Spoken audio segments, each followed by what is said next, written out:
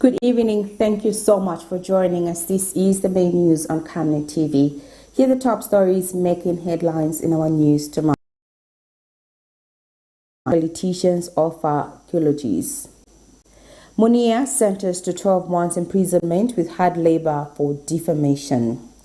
ANACONDA sex booster coffee off market. In international news, African Union mediators arrived in South Sudan to avert renowned conflict. And in sports news, Copper Queens confident ahead of Tuesday's match. Do join me with the details after this break. Are you looking for a reliable and efficient courier company with international standards? Then let UBZ Courier, your trusted partner in swift and secure deliveries, be your ultimate choice. Whether it's a small package or a hefty consignment, UBZ Courier handles it all, locally and internationally. Our modern call center ensures personalized attention for every client.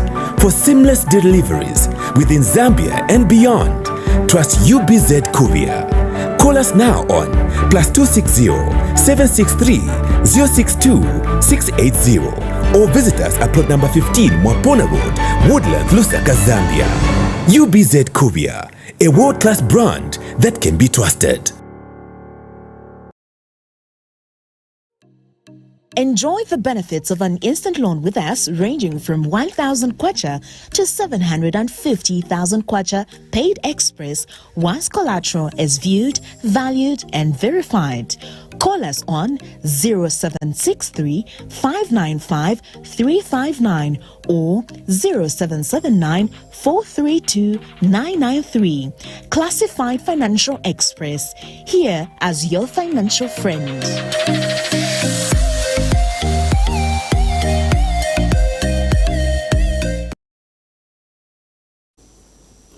Thank you so much for staying with us with the news in detail. My name is Sylvia Zulu.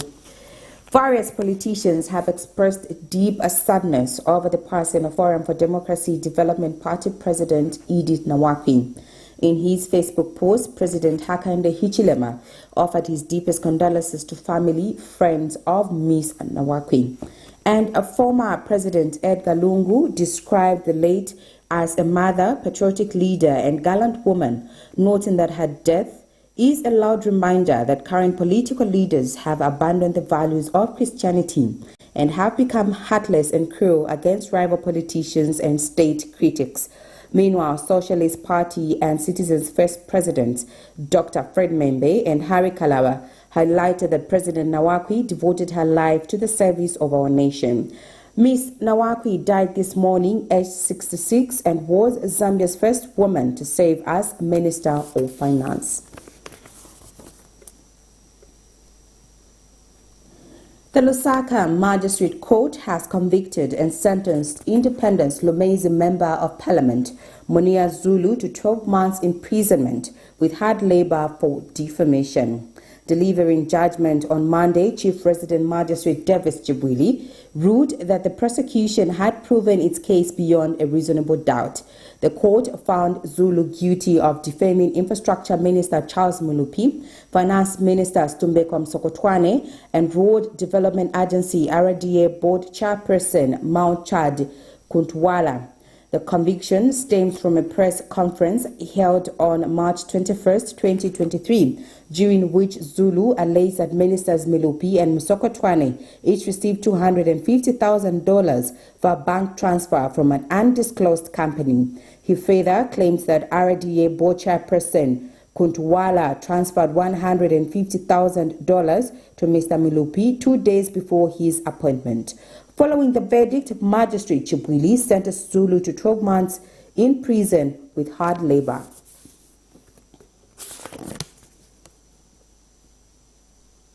The United Party for National Development, UPND Provincial Chairperson Anderson Banda says the proposed constitutional amendment aims to bring development to specific constituencies and promote women and youth leadership. Speaking at a briefing, Mr. Banda says so far 6 districts in Lusaka, namely Luangwa, Lufunsa, Chongwe, Lusaka, Chilanga, and Kafiwe, back the amendment processes. Mr. Banda says the proposed amendment has been praised for its content, which focuses on equal representation and resource allocation. He has urged all well-meaning politicians to adopt a more collaborative effort, prioritizing the greater good over party interest. Meanwhile, he further appealed to politicians to refrain from politicizing the passing of FDD President Edith NAWAKWI, emphasizing the need for unity and respect during times of national bereavement, setting aside partisan differences. The debate on whether government should or should not amend the constitution has continued to be a matter of concern among public members and various stakeholders across the country. Despite the heavy criticism on the proposed amendments, government does not seem to be holding back on its agenda to amend the constitution. Today, 7th April 2025, government has once again garnered support from the United Party for National Development UPND Provincial Chairperson Anderson Banda, who at a media briefing today expressed support on the proposed amendments. Mr. Banda described the proposed articles, particularly Article 58 and 68, to redraw boundaries for equitable distribution of the Constituency Development Fund (CDF) by size and population. On behalf of the youth of Lusaka, 6 districts of Lusaka, starting from Ruangwa, Lufunsa, Chongwe, here in Lusaka, Chiranga, up to Kafue, we are in support of the constitutional amendment proposals in Parliament, because the benefits are there to see for ourselves. The benefits are targeting to embrace the young people, to benefit the young people. I want to confess that UPND governance is anchored on youths. Everything that comes on board in terms of governance, be it jobs, be it business, be it empowerment. Meanwhile, UPND Lusaka District Chairperson Grant Zimba highlighted the advantages of amending Article 116, which, if amended, will see ministers vacate ministerial offices 90 days before elections to avoid misuse of public resources. He noted that this will allow for accountability in the use of public resource, a situation he described as progressive. Proposed is contrary to what was in Bill 10. They are saying, no, we want these ministers to vacate offices 90 days before the general elections. But you still have people who are saying, no, this amendment is not good.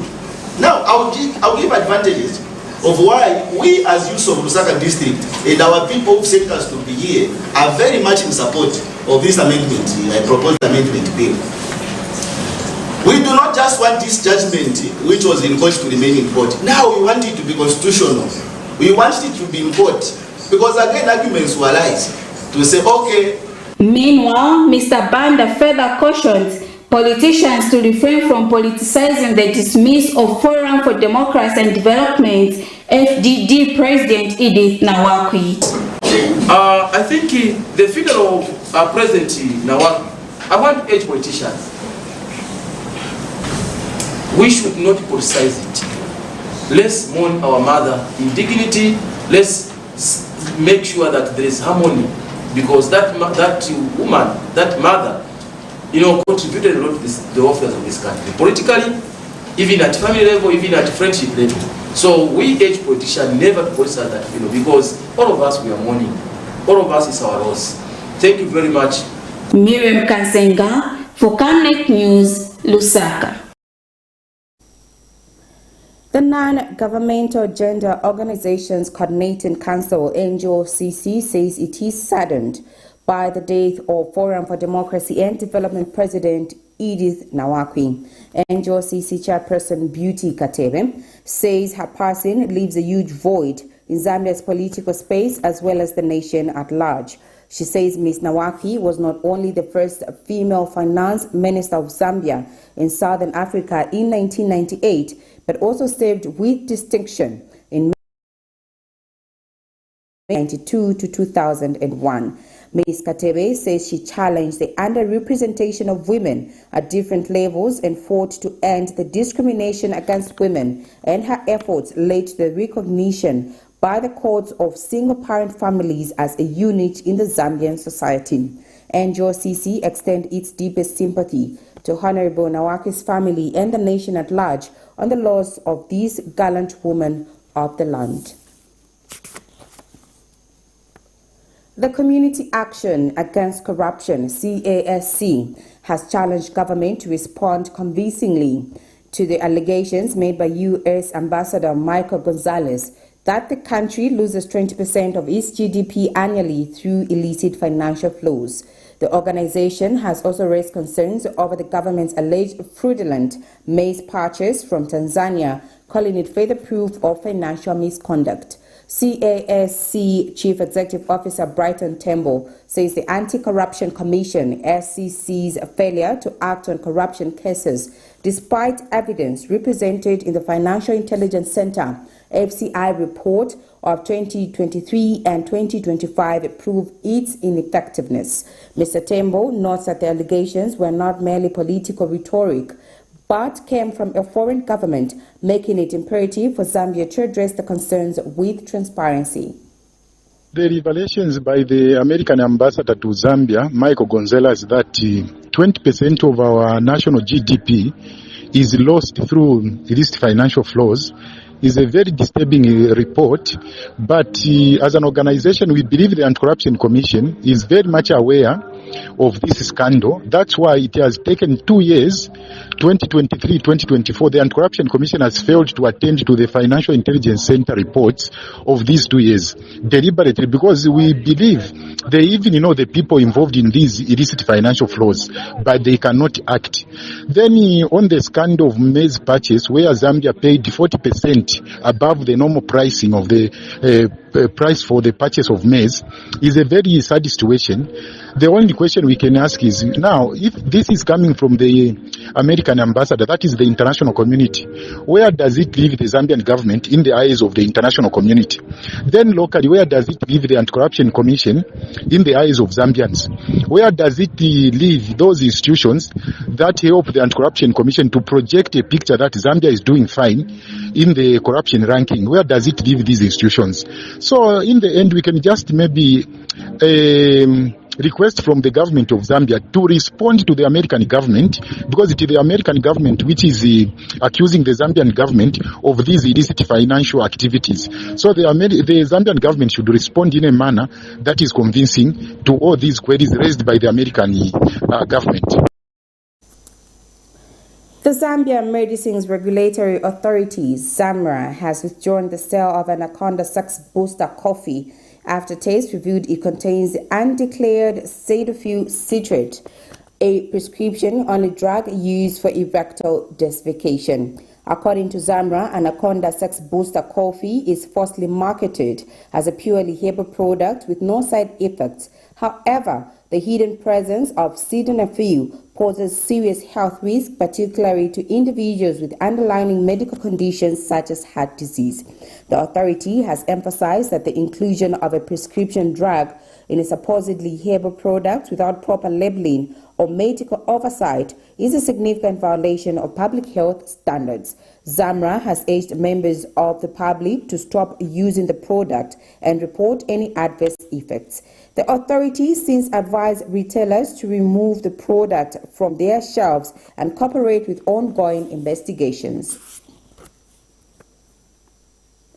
United States of America Ambassador to Zambia, Michael Gonzalez, has pledged the continued support of the U.S. towards the fight against corruption in Zambia. Ambassador Gonzalez reaffirmed the U.S. government's commitment to supporting Zambia's ongoing efforts to combat corruption, emphasizing that corruption remains one of the key obstacles preventing Zambia from achieving its full economic potential. Speaking when he paid a courtesy call on the Anti-Corruption Commission, Director General Mrs. Daffy Jabu, the ambassador, urged the Commission to ensure that the cost of engaging in corruption outweighs the benefits gained from corrupt activities. The SEC Director General Daphne Chabu says the technical and financial support the Commission and the whole country is receiving from the U.S. government is going a long way towards governance programs. She says the USAID Local Impact Project has been instrumental in strengthening integrity committees, particularly in local authorities. The National Union of Public and Private Educators of Zambia, NAWAKWI, has urged all newly deployed teachers to remain in the areas posted. Union Executive President Victor Muyumba says the locations were carefully selected based on the needs of the educational system, and every teacher has a critical role to play in ensuring that no child is left behind. Mr. Muyumba says all teachers must fully participate in the ongoing orientation sessions as they provide necessary guidance, expectation, and tools for success in the new environment. NAWAKWI has, however, expressed concern over reports of harassment and threats directed at newly deployed teachers by certain traditional leaders and community members. Send them where their services are needed. So the intent of wanting to get back immediately the report because they haven't liked the place will not be condoned, I think, even by other stakeholders such as unions. Because the child who is out there to learn has the same right to education as the child in the urban area where we have a lot of teachers. All we can advise them is to stick to what government has told them to do.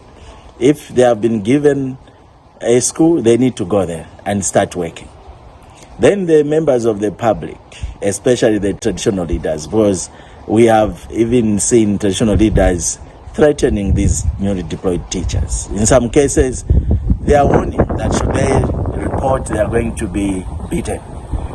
Our message is that these teachers have come to save not themselves, but to save our communities. They are teaching our children, and we ought to accept that particular assignment that they have been given. They did not deploy themselves. They were deployed by the employer, and the employer had the criteria to follow when deploying them. So no one has the right or mandate to intimidate or harass them.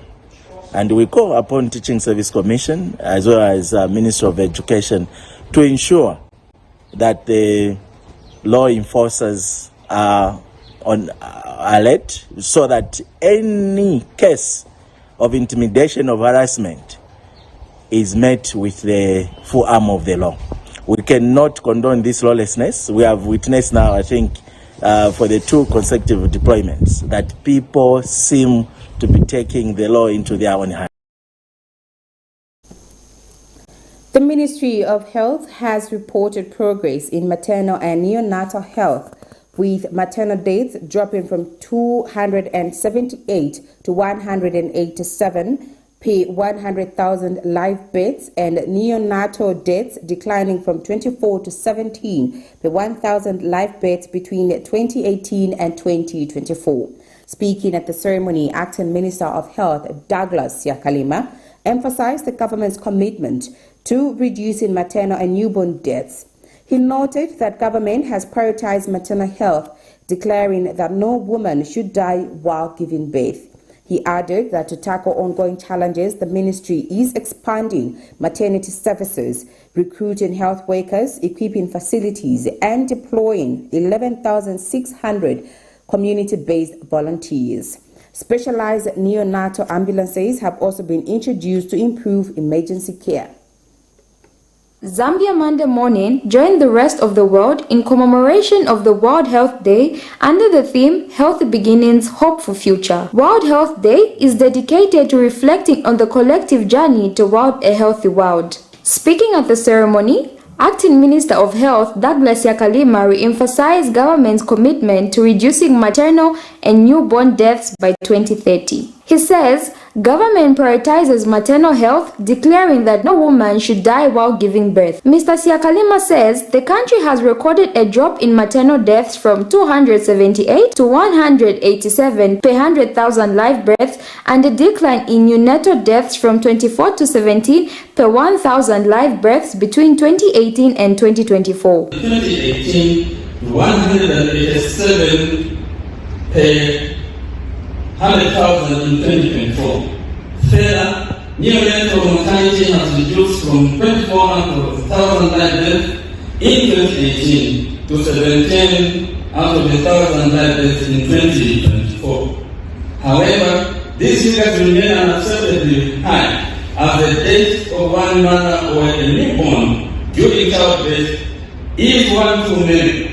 These figures indicate that Zambia has a lot of work to do to tackle the existing challenges that threaten newborn survival and the increased risks of mortality for women during pregnancy and childbirth. The minister adds that to tackle ongoing health challenges, the ministry is expanding maternal services, recruiting health workers, equipping facilities, and deploying 11,600 community-based volunteers. Mr. Siakalima has since called on stakeholders and community members to support maternal and child health. My ministry has launched several initiatives aimed at improving access to quality maternal and newborn health services. These include the scaling up of community-based health programs, scaling up nutritional supplements for maternal and child health, building maternity annexes, employment and equitable distribution of qualified health workers among the midwives, contracting 11,600 polyvalent community-based volunteers, and procurement of custom-made neonatal ambulances. These measures are aimed at strengthening our labor pathways, and we are also strengthening the emergency of the surgical and neonatal care, as well as scaling up maternal and prenatal death surveillance and response. Barbara Mlenga for Camnet News, Lusaka. A group of Catholic cabinet members have expressed disappointment and disagreement with a letter from the Catholic Archdiocese of Lusaka Presbytery Council regarding proposed constitutional amendments. The cabinet members believe the letter's confrontation, tone and language does not align with Roman Catholic Church teachings or its social justice principles. The group laments that the proposed constitutional amendments aim to increase representation of women, youth and the persons with disabilities in Parliament, as well as create more manageable constituencies. They have since called on the Catholic Church to provide constructive criticism that promotes unity and contributes positively to national discourse, emphasizing the Church's role in building and providing counsel to the government rather than creating division. Governance expert and human rights advocate Wesley Mianda has urged the government to ensure that individuals, particularly former government officials, are guaranteed permission to seek medical treatment abroad when necessary, regardless of their legal circumstances. This follows the passing of Forum for Democracy and Development FDD leader Edith NAWAKWI, who died early this morning in South Africa after an illness. Speaking in an interview with Camnet News, Mr. Mianda called on government to provide medical assistance to former Minister of Defense Geoffrey Mwamba, who is currently incarcerated and reportedly in deteriorating health. He emphasized that it falls within the president's prerogative to facilitate such arrangements, stressing the importance of upholding good governance principles in the country. Mr. Mianda has further extended his condolences to Ms. NAWAKWI's family. And we just hope now she's going to be given that kind of dignity that she deserves, because she has been a public figure in the political space. Madam NAWAKWI actually had a lot of cases that are still pending in court, and at some point, because of her sickness, she could not manage to attend some court sessions. Unfortunately, some people actually thought she was actually running away from the court by pretending that she was sick. And there was an application in the court suggesting that people are supposed to go to her home just to verify as to whether she's sick or not. We thank God that our learned judges actually objected to that by saying no one should actually act like a doubting Thomas. When somebody is said to be sick, they need to be respected in that way.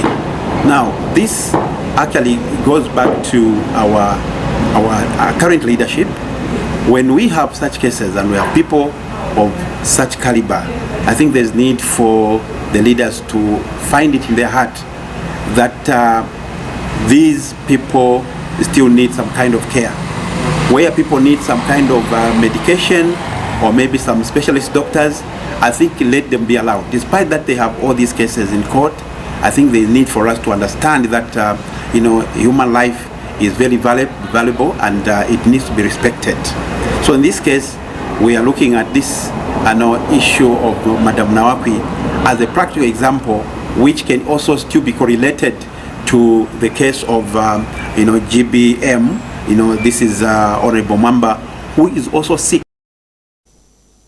The Alliance for Community Action, ACA, has expressed concern over the government's proposed approach to amending the Constitution, citing a lack of public and stakeholder consultation. Speaking to Camnet News, ACA Programs Manager emphasized that the government should have engaged the public and relevant stakeholders to identify specific articles and clauses in need of reform.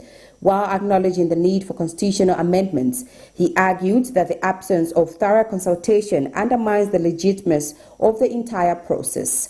He further noted that despite multiple constitutional reviews conducted in the past, none should serve as a justification for rushing through amendments without broad-based input. We agree that there is need for the Constitution to be looked at and essentially embark on constitutional reforms as opposed to piecemeal amendments as are being proposed. We believe that even if the idea is to make these piecemeal amendments, there has to be a much more credible process on which we embark, or we should embark as a country, in order for us to arrive at the thematic areas, if you like, or the pieces of the Constitution that we want to change, even though broadly we do not agree with that idea. Secondly, there is also a drive to make the nation debate the content only and very little about the process. Now, when we talk about process, we go beyond the roadmap.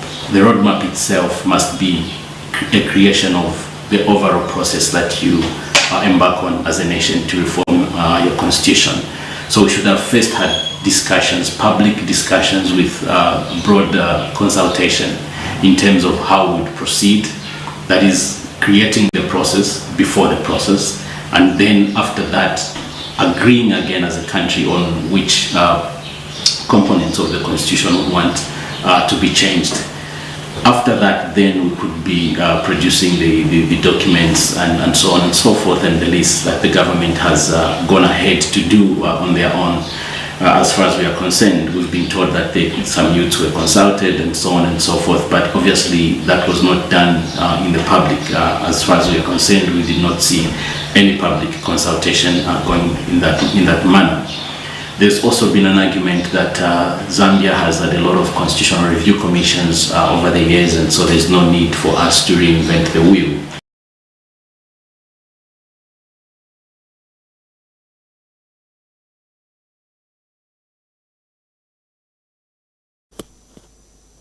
You're watching the main news on Camnet TV. We now take a set of commercials. Do join me with the rest of the news after the break. Keep watching.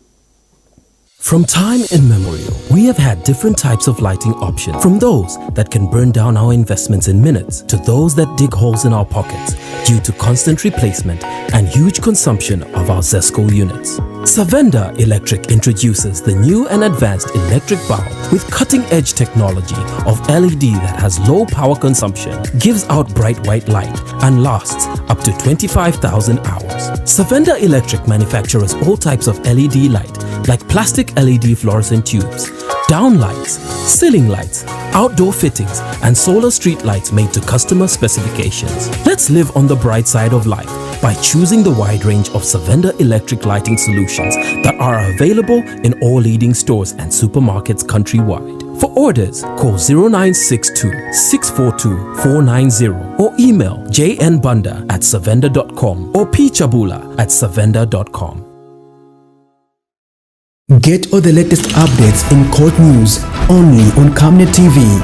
We take you and make you feel part of the court sessions through our in-depth coverage of the adjudication process. Get informed on those who have been arrested, delayed and denied the police bond or bail victims, persons taking plea, court adjournments, verdicts, and those administration issues in the judiciary. You can also follow and give us a like on our social media platforms. Camnet TV, not just another channel.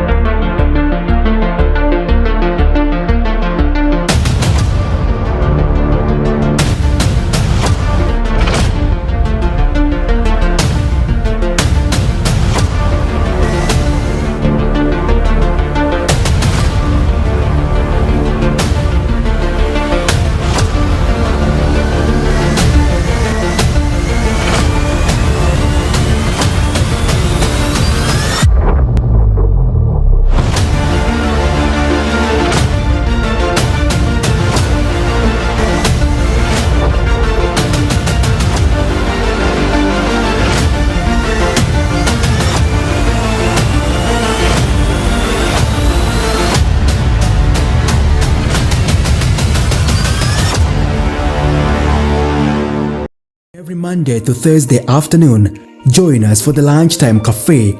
We get to bring to you emerging stories making the headlines, midday news, and we remind you of what political leaders and governance actors said back in the days. In Forgotten Stories, we emphasize to you the importance of eating healthy foods and leading healthy lifestyles on the Nutrition Corner. Get the latest updates in sports and critical interviews. Because we value your contribution to national matters, we accord you an opportunity to share your perspectives during the viewers' reactions. The Camnet TV Lunchtime Cafe is an all-inclusive buffet. Camnet TV, not just another channel.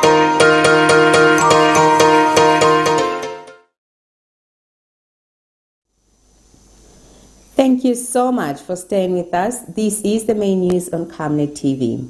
We now go straight into international news. African Union AU mediators arrived in South Sudan's capital, Juba, on Wednesday for crucial talks aimed at preventing the country from descending into a new civil war following the House arrest of First Vice President Riek Machar last week. President Salva Kiir's government has accused Machar's long-term rival and former rebel leader during the 2013-2018 civil war that claimed hundreds of thousands of lives of attempting to incite a new rebellion. Tensions escalated in January when clashes erupted between the South Sudan People's Defense Forces, loyal to President Kiir, and the armed wing of Machar's opposition party. Here's a roundup of international news. Mediators from the African Union touched down in the South Sudanese capital. The bloc is on a mission to resolve the political crisis that has brought the country to the brink of war once again. The government formed in the aftermath of South Sudan's last conflict says it's committed to peace.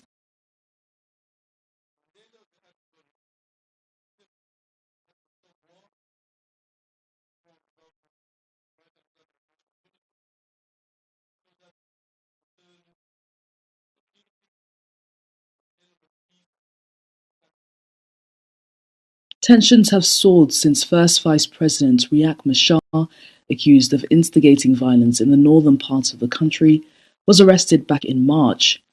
His opposition party's armed wing has been locked in clashes since January with South Sudan's People's Defense Forces, led by President Salva Kiir. The opposition are demanding Kiir order the release of their leader.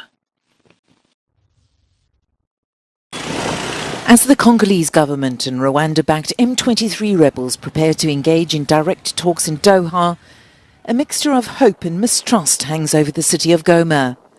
The North Kivu capital has been under rebel control since January. This isn't the first time they've sat together claiming they'll reach an agreement, but they don't, and then they start fighting again. May God touch their hearts so that they can agree and we can find peace. Some residents, however, remain optimistic, hoping the negotiations will finally put an end to the violence that has plagued the region for years.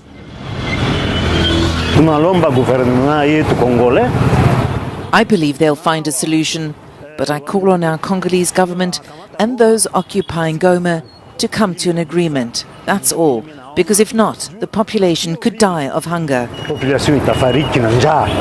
Others, scarred by years of conflict, it's just another false hope. Millions have been displaced by the fighting and the humanitarian situation remains dire. Living in fear like this is not right. We barely sleep. The fear is overwhelming. Let the leaders go and talk, and may they reach an agreement so the war can end. The M23, which has long called for direct negotiations with Kinshasa, has always been seen by President Felix Tshisekedi as a proxy of Rwanda. Some analysts believe the Doha meeting marks a turning point in efforts to resolve the conflict. This is a major step forward. Since the start of the crisis, there's been deep distrust between the two sides. This time there's a willingness to engage in direct talks. I believe it offers a glimmer of hope, and unlike the Luanda and Nairobi processes, this round of talks has been discreet and confidential, which is promising. While the M23 recently withdrew from the town of Walikale, it remains active in Goma and Bukavu, two key cities in the eastern DRC. The road to peace is still long and fraught with obstacles, and the Doha talks are critical in determining the region's future and the fate of the millions affected by the conflict. This camp in Juba was supposed to be a safe haven for tens of thousands who fled the war in South Sudan over a decade ago. But today people here are facing new threats. Forces aligned with the two main parties to the peace agreement clash in cities across the country. The uptick in violence coupled with rising political tensions has pushed the UN to once again put boots on the ground at this camp. The United Nations mission in South Sudan now carries out round-the-clock patrols. In light of the current security developments, we recognize through our engagements with the communities and the displaced persons that there are some concerns about their safety and their future. As United Nations Police, we have engaged through the communities, actively patrolling, being present in the areas, and in an aim to help them feel safer. In 2020, the UN turned over displacement camps that it oversaw to the government into conventional camps. That was after the inking of the revitalized peace agreement in 2018, which saw the security situation stabilize. But as violence escalates, the deal now appears to be unraveling.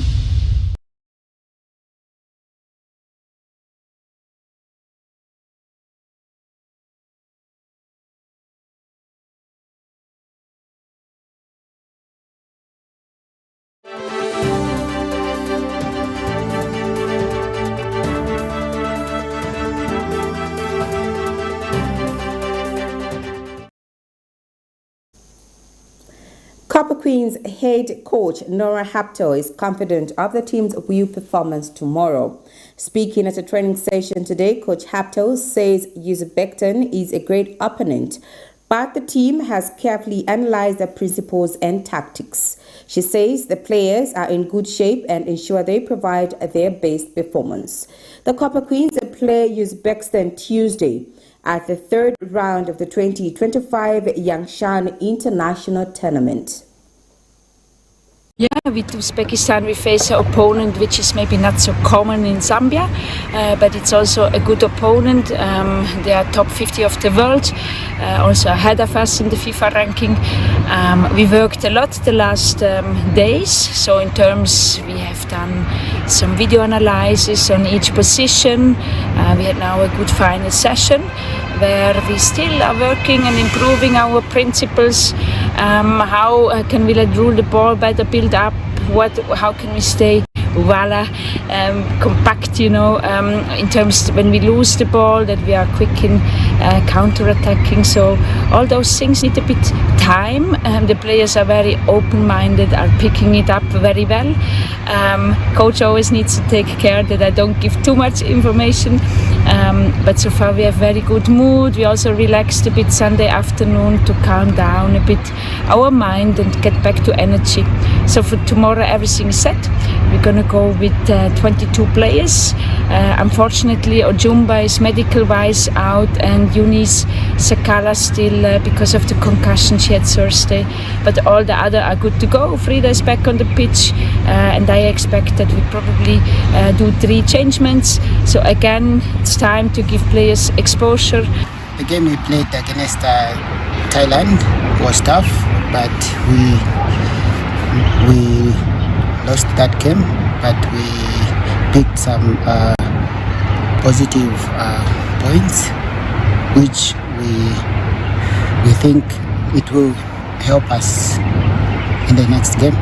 Tomorrow's game is important for us because we want to finish this tournament at a high note, and as you all are aware that we are preparing for the WAFCON, so we need to win tomorrow's game as a way of showing that we are ready for the WAFCON. As for me, I'm feeling very good.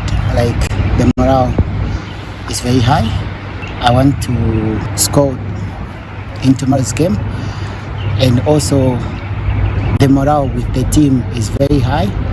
Everyone is working very hard. As you have seen the workout of today, everyone was putting in their best, preparing for tomorrow's game, and everyone is ready to play in tomorrow's game. All the best to the Copper Queens in tomorrow's match. Here's a recap of the stories making headlines in our news tonight. NAWAKWI dies, politicians offer eulogies. MUNIR sentenced to 12 months imprisonment with hard labor for defamation. ANACONDA sex booster coffee off market. In international news, African Union mediators arrived in South Sudan to avert renewed conflict. And in sports news, Copper Queens confident ahead of Tuesday's match. We now look at the Camnet verse for the day, coming from the book of Acts 4, verse 12. Neither is there salvation in any other, for there is none other name under heaven given among men, hereby we must be saved. Thank you so much for watching. My name is Sylvia Zulu. Good night and God bless you all.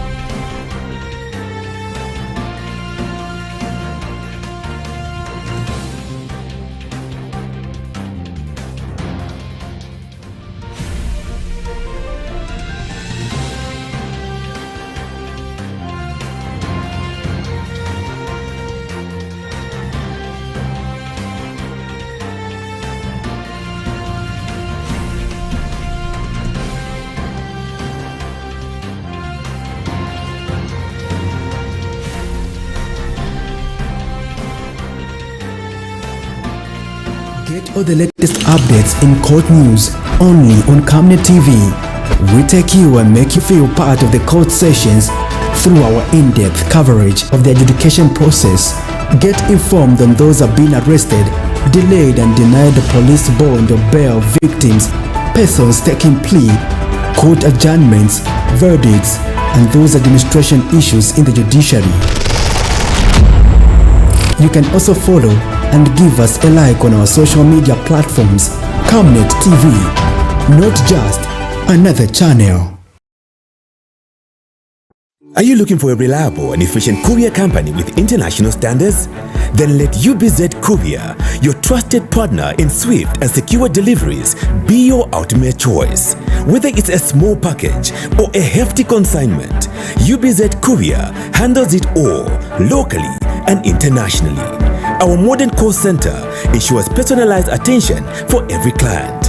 For seamless deliveries within Zambia and beyond, trust UBZ Courier. Call us now on +260 763 062 680. Vapona Road, Woodland, Lusaka, Zambia. UBZ Courier, a world-class brand that can be trusted.